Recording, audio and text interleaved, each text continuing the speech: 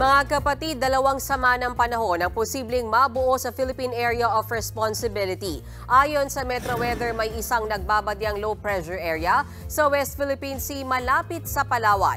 Meron din sa silangan ng Mindanao. Pahilagang kanluran ang galaw ng LPA sa West Philippine Sea kaya hindi ito lalapit sa ating bansa. Yun nga lang, posible nitong itulak at palakasin ang habagat na maaring magdala ng pag-ulan sa kanlurang bahagi ng Pilipinas. Habang ang nagbabadyang LPA naman sa Mindanao ay dadaan sa silangan ng Visayas at Luzon.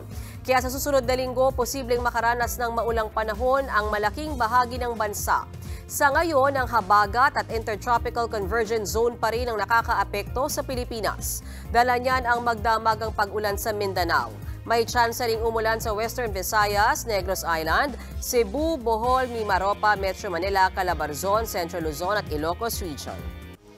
Mga kapatid, Mean Los Baños po. Huwag magpahuli sa mga balita at impormasyong dapat ninyong malaman. Para sa mas malawak na balitaan at diskusyon, mag-follow at mag-subscribe sa social media pages ng News 5.